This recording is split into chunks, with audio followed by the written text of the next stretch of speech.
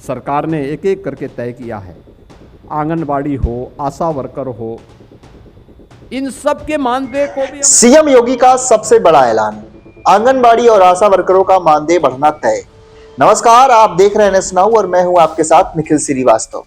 उत्तर प्रदेश के लाखों संविदा कर्मियों, खासकर आंगनबाड़ी बहनों, आशा वर्करों, शिक्षा मित्रों और अनुदेशकों के लिए एक बहुत ही बड़ी राहत की खबर है।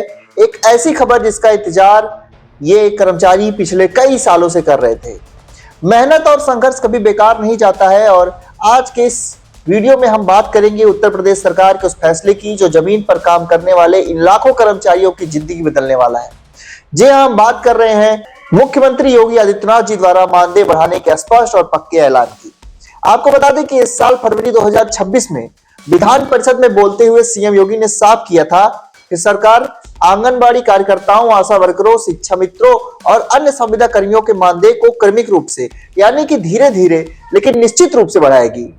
लेकिन अगर किसी के मन में यह सवाल था कि क्या यह सिर्फ एक चुनावी या राजनीतिक बयान है, तो इस शंका को खुद मुख्यमंत्री ने 28 फरवरी 2026 को दूर कर दिया।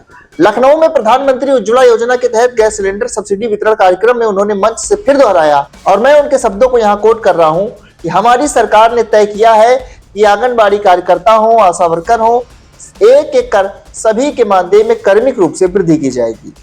अब जब प्रदेश का मुखिया सदन और सार्वजनिक मंच पर लगातार यह बात दोहरा रहा है, तो इसका मतलब है कि मानदेय बढ़ना अब 100% तय है।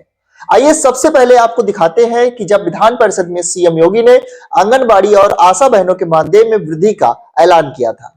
आंगनबाड़ी, आशा वर्कर, इन सभी के भी मानदेय को बढ़ाएंगे। शिक्षा मित्र, अनुदेशक, इन सब के लिए भी सरकार कार्य कर रही है। और आपने देखा कि विधान परिषद में बोलते हुए सीएम योगी ने कहा था कि वो आशा और आंगनबाड़ी कार्यकर्ताओं के मानदेय को बढ़ाएंगे। यही बात उन्होंने 28 फरवरी को भी दोहराई है लखनऊ में उज्ज्वला योजना के कार्यक्रम के दौरान। उसको भी आप देखिए। सरकार ने एक एक करके तय किया है। आंगनबाड़ी हो, आशा वर्कर हो, इन सब के मानदेय को भी हम वो क्रमिक रूप से आगे बढ़ाने जा रहे हैं। ये लोग कार्य करती हैं, समाज में रह करके काम करती है। तो आपने देखा कि बार बार जो सरकार सार्वजनिक मंच से लगातार यह बात दोहरा रही है कि वो आंगनबाड़ी और आशा कर्मियों के मानदेय में वृद्धि करने जा रही है। अब आप सोच रहे होंगे कि सरकार की इस क्रमिक वृद्धि का मतलब क्या है और कितनी मानदेय बढ़ोतरी होगी। तो इसका सीधा और जीता जागता उदाहरण हमारे सामने है। सरकार ने शिक्षा मित्रों और अनुदेशकों के मानदेय में एक ऐतिहासिक वृद्धि की घोषणा की है। शिक्षा मित्रों का मानदेय बढ़ाकर के 18,000 रुपए और अनुदेशकों का मानदेय 17,000 रुपए कर दिया गया है। और सबसे बड़ी बात यह है कि यह बढ़ा हुआ मानदेय 1 अप्रैल से लागू भी हो जाएगा। अब जरा सोचिए, जब शिक्षा मित्रों और अनुदेशकों को उनका हक मिल गया है, तो आशा और आंगनबाड़ी कर्मचारियों को कैसे पीछे छोड़ा जा सकता है, जो स्वास्थ्य विभाग और पोषण विभाग की रीढ़ है। कोरोना काल से लेकर गांव-गांव पल्स पोलियो अभियान तक इन कर्मचारियों ने अपनी जान की परवाह किए बिना काम किया है।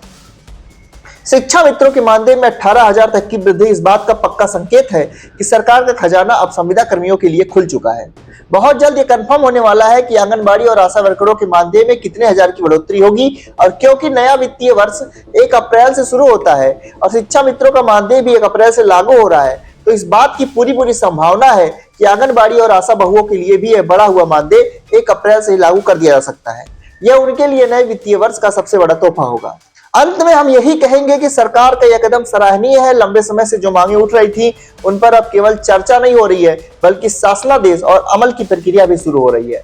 हम उम्मीद करते हैं कि अगले कुछ ही दिनों में आशा और आंगनबाड़ी बहनों के मानदेय की सटीक राशि की घोषणा सरकार द्वारा की जाएगी। इस फैसले पर आपका क्या कहना है? आपको क्या लगता है कि 1 अप्रैल से आंगनबाड़ी और आशा वर्करों को नया और सम्मानजनक वेतन मिलने लगेगा? अपनी राय कमेंट बॉक्स में जरूर बताएं। अगर आपको ये वीडियो पसंद आई हो तो वीडियो को लाइक करें, इसे अपनी सभी आशा और आंगनबाड़ी कर्मचारियों बहनों तक के ग्रुप में शेयर कर दीजिए ताकि उन सभी तक ये सकारात्मक खबर पहुंच सके। चैनल को सब्सक्राइब करना ना भूलें। मिलते हैं आपसे अगली अपडेट के साथ, तब तक के लिए धन्यवाद। जय हिंद।